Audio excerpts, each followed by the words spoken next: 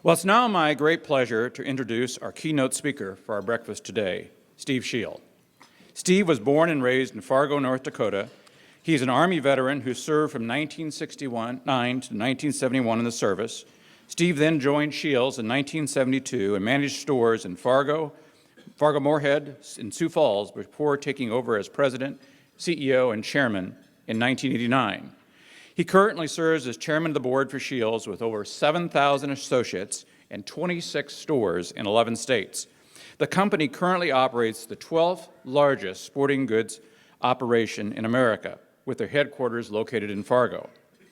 Now, I've been a long-time personal customer of Scheel's, and Steve, I need to tell you why I love shopping at Scheel's is the enthusiasm and knowledge of the Scheel's associates. Now, I recently went to the South Point store to buy some updated fishing equipment to take my grandson fishing. It was my good fortune to be served by fishing shop manager Andrew Morris. Talk about someone who loves fishing. He knew everything about fishing. Andrew was phenomenal. Not only did he recommend awesome equipment, but he totally rigged everything up for me while we were in the store and offered advice on technique. A wonderful shopping experience. $320 later, we were off to a great fishing experience. So please help me and welcome Steve to the podium today. Steve.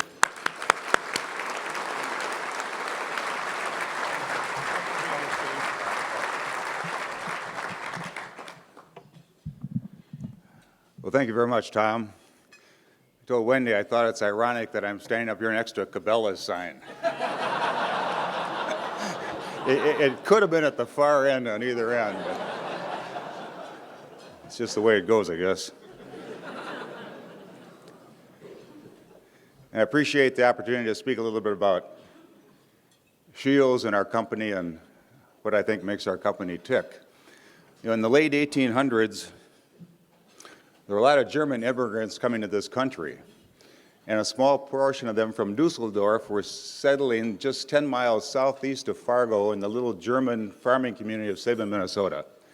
And the Pearl family, who were good friends of the Scheel family in Germany, came over about 1890 and kept writing letters to my great-grandfather and my great-grandmother, who had a lot of influence in that family, that they should come to America. So in 1898, they came to America, but they stopped in Chicago.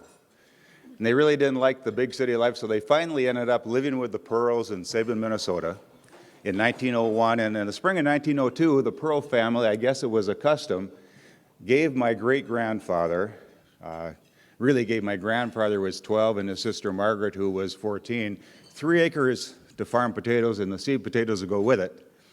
And if you know my grandfather, I'm sure that every potato bug was picked off in that 3 acres, every weed was pulled, the potato crop was off the chart. So in 1902, they took the $300 they made from the sale of potatoes and bought an interest in the general store in Sabin, Minnesota, and changed the name to Fred Scheel Hardware in 1902 in Sabin.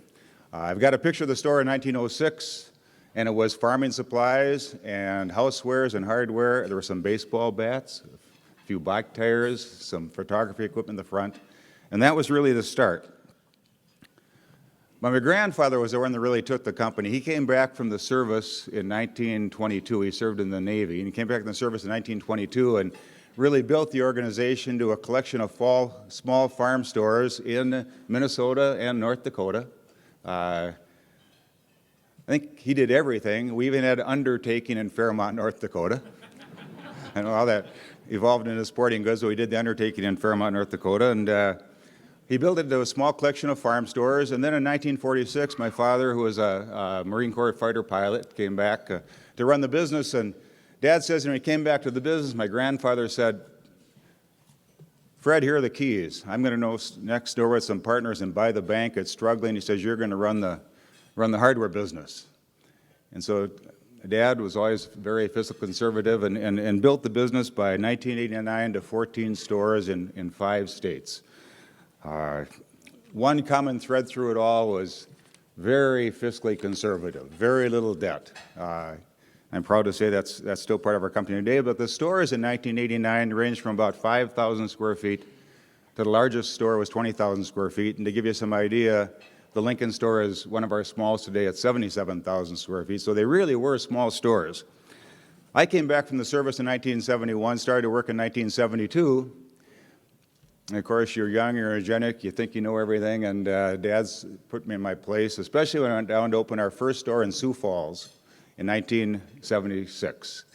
And I walked into Dad's office, he's there with my uncle, and he said, Dad, I've been giving this a lot of thought. We've got 10,717 square feet, and I'd like to make the store all sporting goods. My dad's fist came down on the desk so hard, everything jumped about an inch. And he said, the first thing people can do without are sporting goods. That store will be hardware, housewares, lawn and garden, and you can have some Schwinn bikes and some skateboards in the front window. Now, we have a very autonomous company. And in 1980, I was chosen to come back and run our biggest store, which was the Moorhead store at the time. And we had a young store leader coming out named Tim to go down and run our Sioux Falls store. So in 1980, I said to Tim, Tim, what do you think about making that store all sporting goods? He said, we can do that?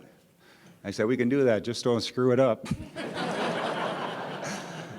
So over the next year, we ran going out of business sale, and we got out of the hardware, the lawn and garden, the housewares, and we made this store 10,717 square feet of sporting goods, and the rest of the company could not keep up. And pretty soon, sporting goods dominated St. Cloud, Waterloo, Iowa.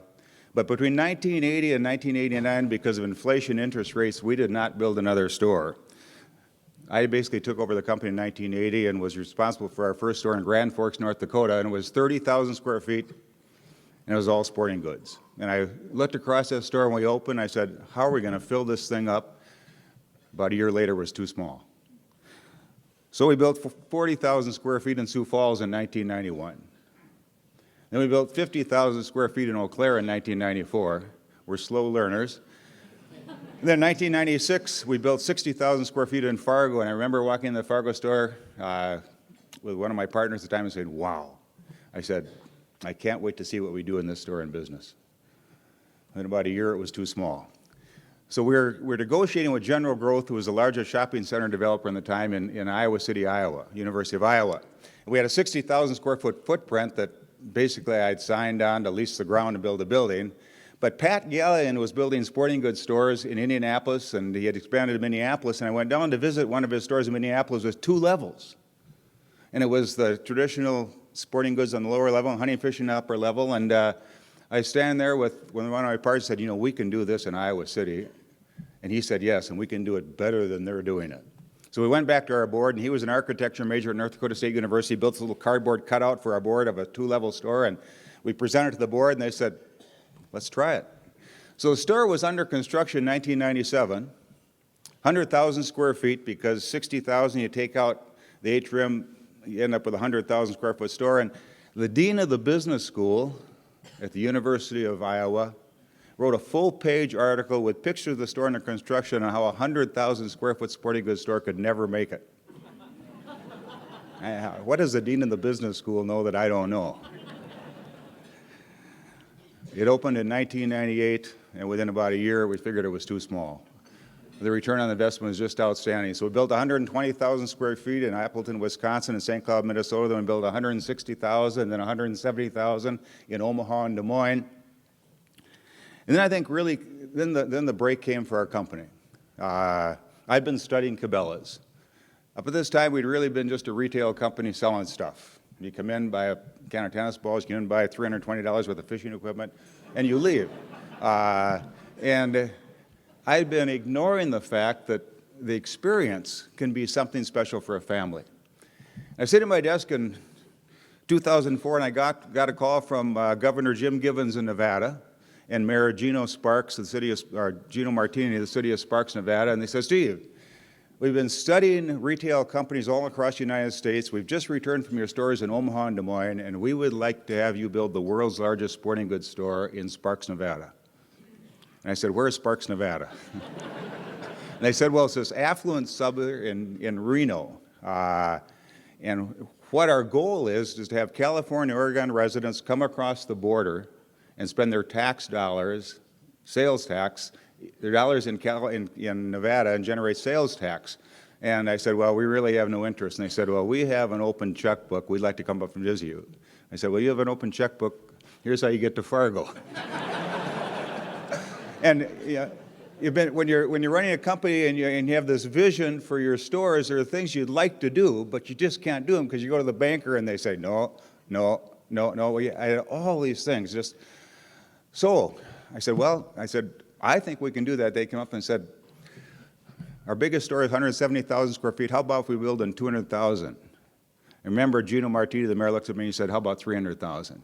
I said, how big's your checkbook? He says, just, and then I said, well, I mentioned a few amenities and a few things I've been thinking about. And he says, well, dream a little bigger. And of course, this was before 2007, 2008. So I dreamed a little bit bigger, and we ended up building a 300,000 square foot store in Reno, the world's largest sporting goods store. Extremely expensive to build. The economy was off the charts. Nevada was rolling along. We opened on September 26, 2008. Guess where the economy was the worst in the nation? Nevada. Sales were 30% below projections. I'm usually within 3 or 4% with our history, 30% below, but we learned an awful lot. We learned an awful lot, and we're using that as we build our new stores now in Springfield, Illinois, and in Overland Park, Kansas, and now in northern Colorado. Incidentally, we're proud to have the Sampson Company build most of our stores. They've been an excellent partner over the years.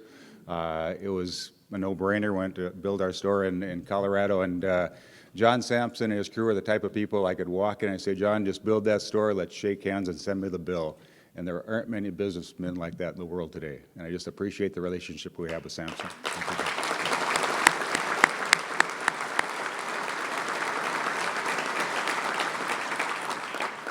We just announced a flagship store, a partnership with Warren Buffett and Nebraska Furniture Mart in Dallas.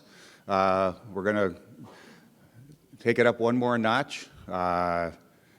We're not going to tell anybody what we're going to do, but we've got some plans. We've been in negotiations for almost 6 years with them. We just signed last week. Warren Buffett and myself announced jointly that we're going to make this development, but be another opportunity for Sampson if they can build a store in Texas, and they've already assured me they can. So, business is good at Scheel's. We're a very private company. We're an ESOP. Our competition is mainly public companies, and I'm able to study the public companies, see how they're doing, and right now things are not good for most of our public competitors. I know that Cabela's is struggling a little bit. They've had a lot of overtures. They had a good last quarter last year, and that's kind of quieted down a little bit. But the Sports Authority is closing 140 sporting goods stores this year. They're closing 2 distribution centers. They filed bankruptcy. They owe Nike $47 million. They owe Under Armour $43 million. More of our competitors are struggling, yet we're having our best year ever. And I met with the city council in Johnstown, Colorado. We broke ground out there, and I told them I think there are 7 or 8 reasons why I'm absolutely convinced that when our store opens on September 30th of 2017, and we've never missed a date, thank you, Sampson, we've never missed a date, it'll open on September 30th, 2017, that store will do very well. And this is what I told them. I said, first of all, to lay the groundwork, we're an ESOP. We have 7,000 incredible associates, partners in the business that live and breathe Scheel's. So it starts from there, but if you think about a town like Johnstown, Colorado now, Johnstown and Loveland are real close. And we've done a survey out there. Amazingly, 5% of the people already know about Scheel's. I don't know how, because our closest store is either in Salt Lake or Billings, Montana, but they know about Scheel's. So why will we be successful the day we open? Okay, first of all is when Sampson builds us these stores, when you drive up to a 2-level, 250,000 square foot store like we'll have in Johnstown, there's just something different in your mind when you get out of your car about the traditional retail store. Well, most of our competitors are building smaller stores. We're building larger stores.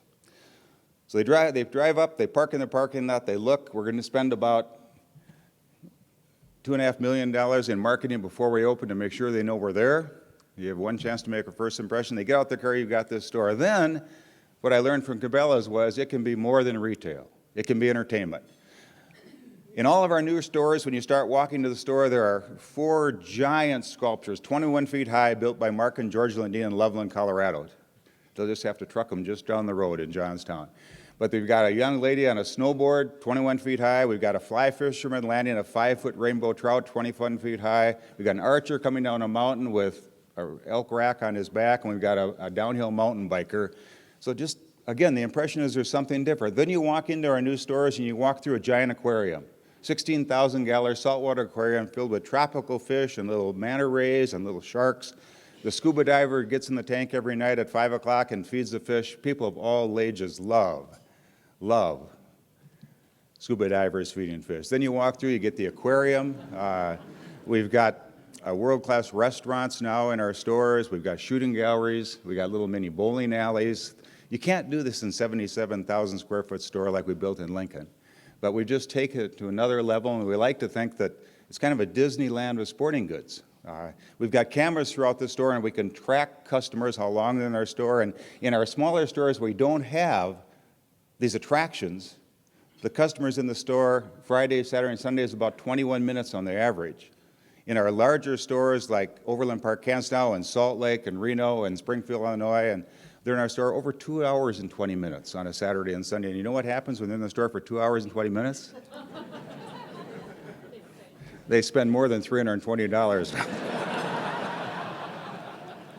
So you've got the building, you've got the experience, and then the inventory. We have the largest inventory that I know of in retail. We track about 2.2 million items in real time as we roll through 5 seasons from spring to summer to fall to winter to holiday. Our competition tracks 400 to 600,000 items. And when you got that breadth of inventory, it's also a major factor because if people, we can get them in our store one time and they find the product they want, likely they'll be back. The fourth thing is our customer service and our product knowledge. To train that man on fishing, we have what we call our Scheel universities. When I grew up in the business, we trained at 10 o'clock at night when the store is closed. You know how much fun it is to train from 9 o'clock to 10 o'clock when your wife and kids are at home and waiting? It didn't work. And then we tried some video training. Then I was studying this company called the Odyssey Company in Japan. And they had a university system for training where they brought their people from all over Japan into one center and trained them. So 2 weeks ago, or about a month ago now, we had a fishing university. We have universities twice a month. We had a fishing university in Chamberlain, South Dakota, right on the river.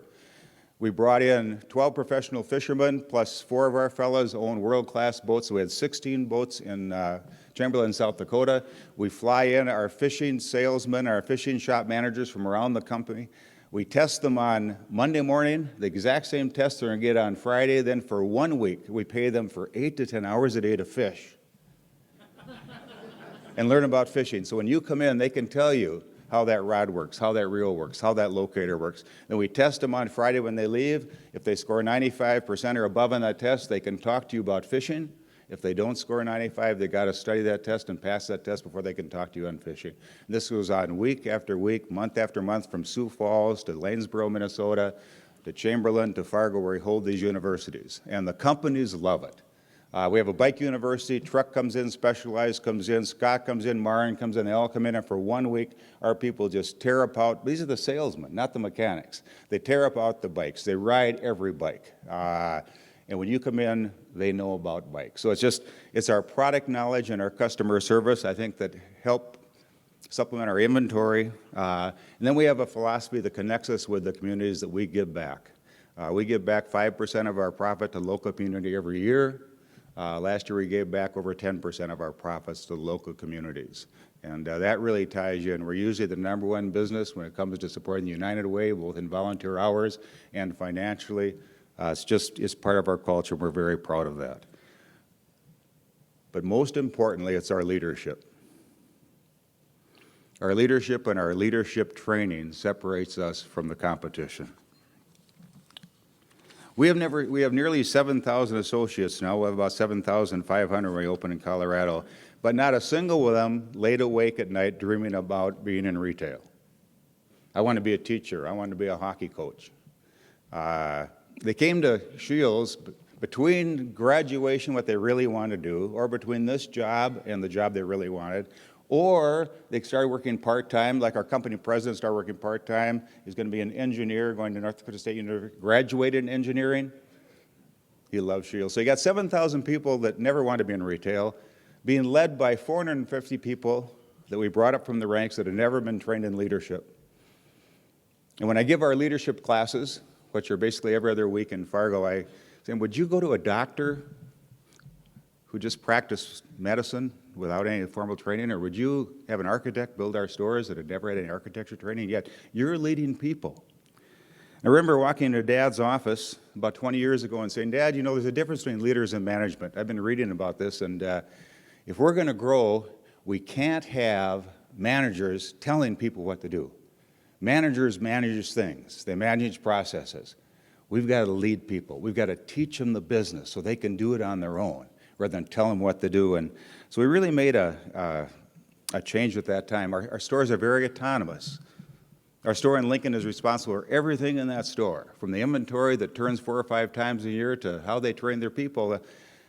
We can't tell them what to do from Fargo. We can't tell the people in Reno or the people in Appleton, Wisconsin, or in Minot, North Dakota, or Billings, Montana what to do, but if we teach them what to do and pay them like leaders and give them leadership training, you'd be surprised how well they can perform. And I think the greatest difference between us and just about every other retailer in the country is the lengths we go to and the expense we go through to train our leaders. When you don't train your leaders, you're getting people that you brought into a leadership position. They lead by what comes naturally. They become bosses rather than leaders. They don't know how to communicate. They're small disasters. They're huge problems, so we spend a tremendous amount of time. And we have a goal for leaders at Scheels. And in the leadership lessons that I write every month, and now I've been doing it for about 4 years and send out to our stores, we have a goal for every leader at Scheels, no matter what the position or who the person is. We believe we've figured out how to hire good people. We'll go through 4,000 to 5,000 applicants in Johnstown. Once you get through the application process to hire the 400 people that we need, we'll hire good people. But our goal as leaders is to take good people, lead them by example, and immerse them in our culture, helping them become great at what they do while enjoying their career or their part-time job at Scheels. It's difficult. There are 5 textbooks that we use at Scheels. I've probably started reading 200 books on business over the last 40 years. 190 of them have been so dry, I make it through about 5 pages and they go right in the trash can, you know, seriously. But these 5, I can relate to our business. The first one was Good to Great by Jim Collins, just fabulous. There are all things in that book that just we can relate to Scheels. Then a professor at Concordia, where I serve as the Board of Regents, said, Steve, you've got to look at this book, If Aristotle Ran General Motors by Tom Morris. That was the second textbook, and it's as dog-eared as my Bible. It's just been one of our main. Then there's Execution by Ram Charan. Then there's the 21 Irrefutable Laws of Leadership by John Maxwell, which is about building 21 habits in leaders. And that's the goal of our leadership lessons that I send out every month to our stores, where they sit down on a Tuesday morning like this. In fact, and maybe today in our stores, starting at 6:30, they'll spend an hour or 90 minutes on the leadership lesson, trying to build these habits in leaders. And then the last one is John Maxwell's 5 Levels of Leadership. We're just getting into that. But they have really served to take us from managers of people to leaders of people. But what do we try to teach in these lessons that these people didn't know when we elevated them to a position of leadership? First of all, we hire for attitude and we train for skill, because you can't train attitude. If we have hiring an archery manager in a store, you have the archery manager that knows everything, and he'll tell you he knows everything, and you got the archery manager that's, he's hunting a little bit by the bow, but he really wants to work with Scheels. He wants to be part of the team. You hire this person every single time, because you can teach him all he needs to know about archery and about our systems, but you can't teach his attitude. So we hire for attitude, we train for skill, and it's tough to learn. And every time we don't do that, it's a learning experience, and we say, no, you better get them going, they don't fit the team. Next time, hire for attitude. What'd you learn? We teach them communication skills, what to say, what not to say, when to say it, when not to say it, how to say it. They're habits we're trying to build.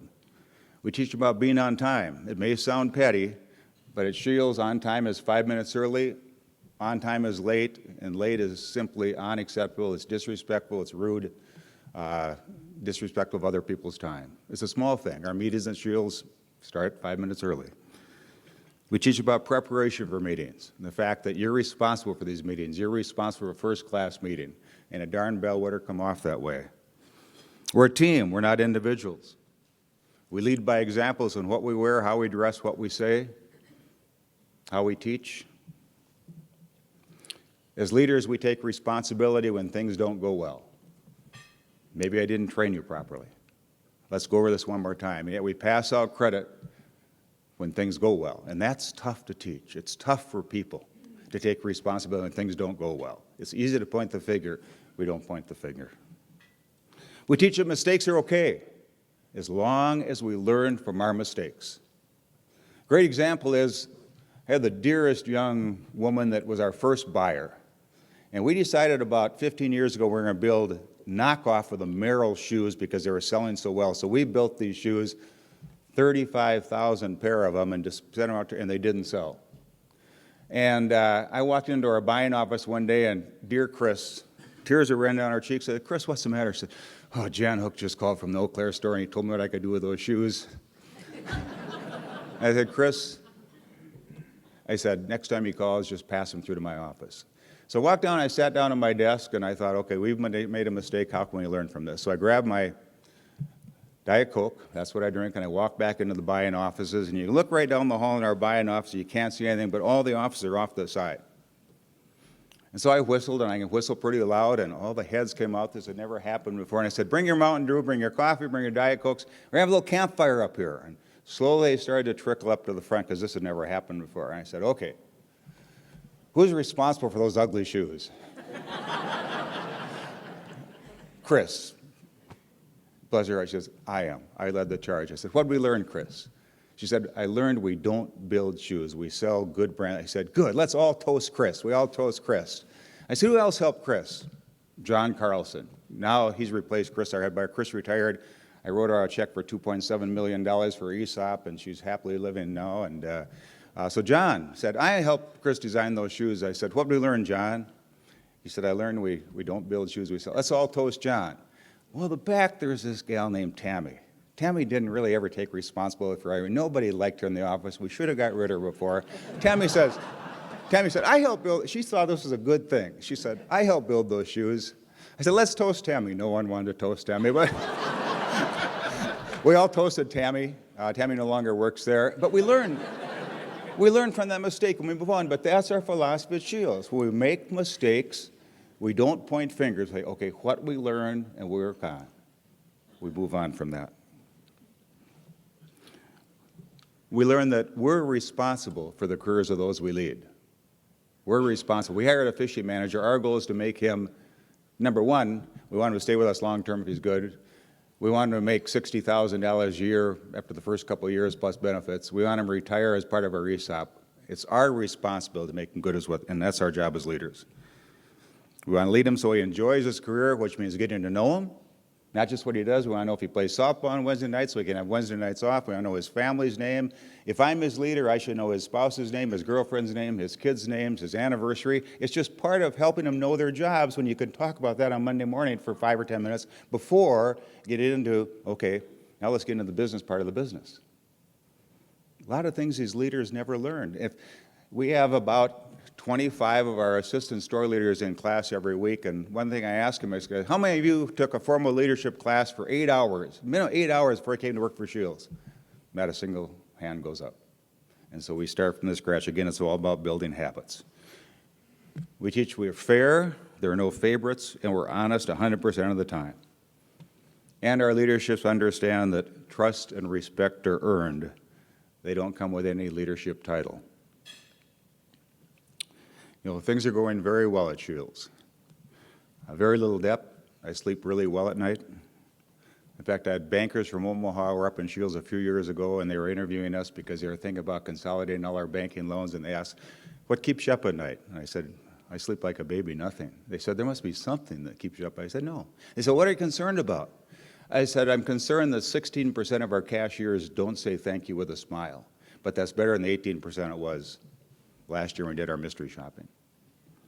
So things are going well. I'm blessed. I'm blessed. For 45 years in the business now, I've been surrounded by just absolutely incredible people that make my job easy, and I walk through our corporate office and office space each day just in awe of the job they do, and every monthly when I get our P&L, I look at it and say, wow, we got a good thing going.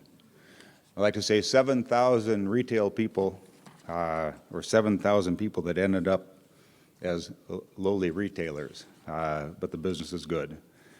but I would put them up against the best retailers in the world, and they would do more than hold their own. They would excel. Thank you very much.